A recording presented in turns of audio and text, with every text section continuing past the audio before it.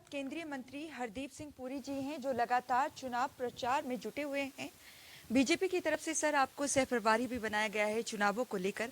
लगातार प्रचार आपकी तरफ से जारी है और लगातार कहीं ना कहीं विरोधी ऐसा कह रहे हैं कि किसान आंदोलन के चलते जो गांव की वोट है वो बीजेपी के खाते में नहीं जाएगी। किस तरीके की रुझान इस वक्त देखने को मिल रहे हैं?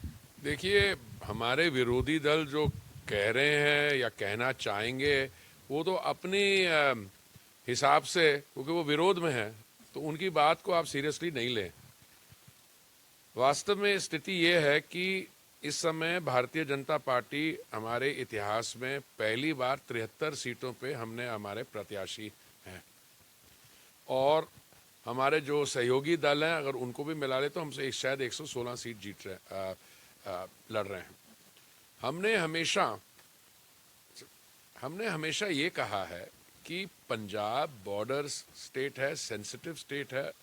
पंजाब में नेशनल सिक्योरिटी के इश्यूज हैं, पंजाब में इश्यूज हैं जहाँ पे सोशल फैब्रिक इन्वॉल्व है। अब जैसे नशे की प्रॉब्लम, बाकी जो लिकर माफिया, सैंड माफिया, और जनरल इंप्रेशन है कि स्टेट में लॉलेसनेस है। हमारे में से जो लोग हैं जो पंजाब से बाहर रहते हैं पर जिनका पंजाब के साथ संबंध है, हमें हमेशा लगता था कि यहाँ पे law of the jungle prevail करता है। पर 5 जनवरी को जो माननीय प्रधानमंत्री जी की रैली हुई और स्टेट गवर्नमेंट ने एक्टिवली उसको रोकने की कोशिश की, उससे बिल्कुल क्लियर हो जाता है कि ये इनकॉम्पिटेंस भी है और मुझे लगता है इसमें इनकी नीयत भी ठीक नहीं थी। और ये दोनों चीज़ें, इनकॉम्पिटेंस, नालायकी और नीयत सही ना होना, ये बाकी सेगमेंट्स में भी रिफ्लेक्ट हो रहा है। तो इस समय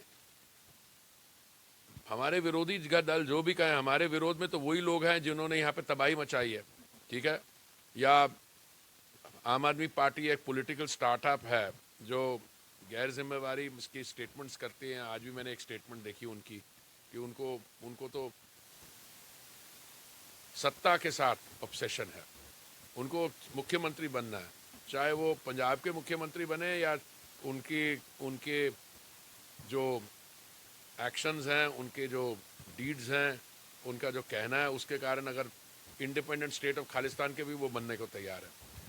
तो मैं समझता हूँ आम जनता जो है, जिसको अमन के साथ, जिसको विकास के साथ और जिनको अपने फ्यूचर के बारे चिंता होती है, ऐसे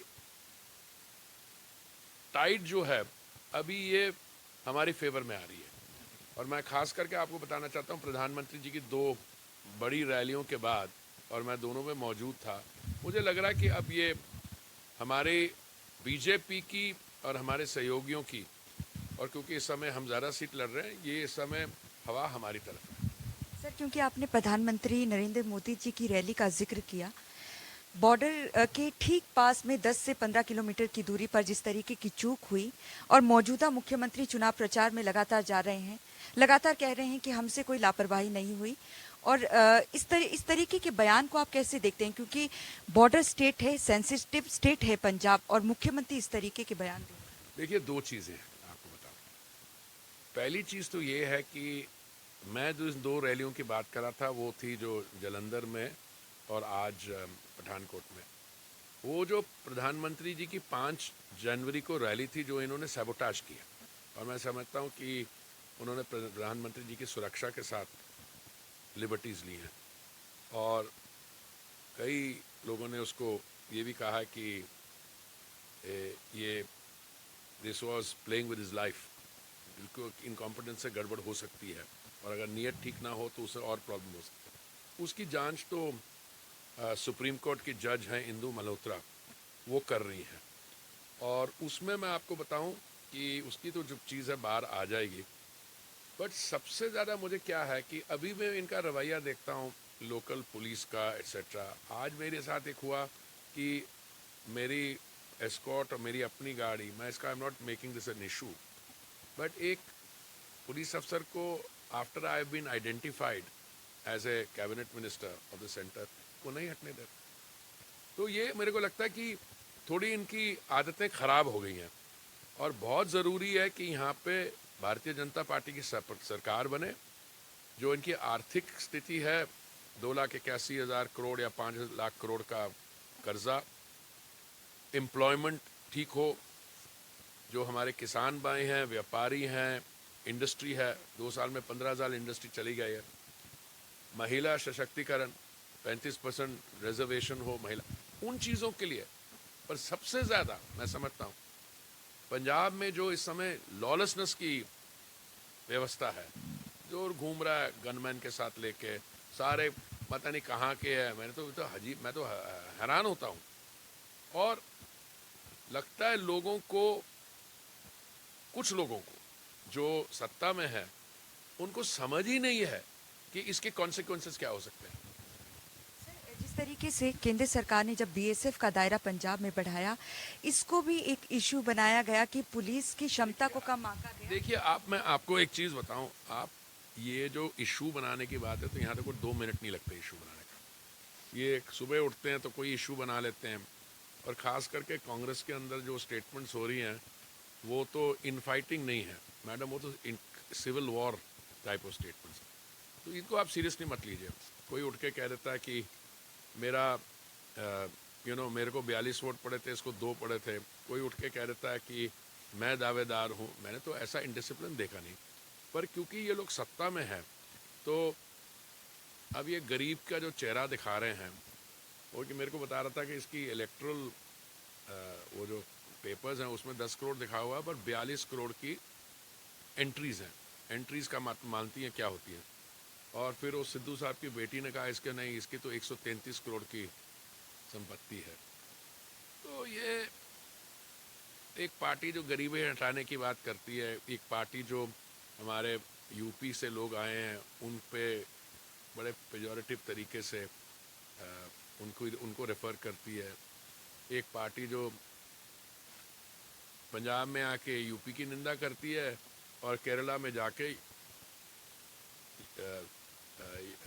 और यूपी की निंदा करती है। तो मतलब ये कोई सीरियस लोग नहीं है। सर, इस स्टेटमेंट को आप कैसे देखते हैं? जैसे चन्नी साहब ने कहा जब जालंधर में प्रधानमंत्री की रैली थी कि मुझे मेरे हेलीकॉप्टर को उड़ने नहीं दिया गया, क्या मैं आतंकवादी हूं? मैं राज्य चन्नी साहब को बोलो अपना चेक करें क्या कह रहे हैं, कौन किसको उड़ने देता है और कौन नहीं करता। ये तो मुझे तो लगता है कि बहुत ही इमेच्योर व्यक्ति हैं, जिनको कोई भी सत्ता में हो, चाहे वो मंत्री हो या मुख्यमंत्री हो, उनको अपने शब्दों को बहुत नाप तोल के इस्तेमाल करना चाहिए। कैप्टन साहब ने सर एक और सवाल है। कैप्टन साहब ने एक और स्टेटमेंट दी थी कि चन्नी साहब मिनिस्टर के तौर पर तो ठीक हैं, लेकिन मुख्यमंत्री के तौर पर वो क्षमता नहीं है उनमें। देखिए कैप्टन नहीं कैप्टन साहब ने जो कहा होगा ज़रूर उनको ही must have reason to say. उन्होंने उनकी परफॉर्मेंस देखी है एज ए मिनिस्टर, तो उनको जो भी लगा होगा, पर मैं उस पर टिप्पणी नहीं दे सकता। Thank you. Sir, Bharatiya Janata party गठबंधन के साथ चुनाव लड़ रही है, कितनी सीटें आने वाली हैं? देखिए हम भारतीय जनता पार्टी और कमल का पूल पे 73 सीटें लड़ रही है, आधी भी आ गए तो हमारी सरकार बन जाएगी। धन्यवाद सर।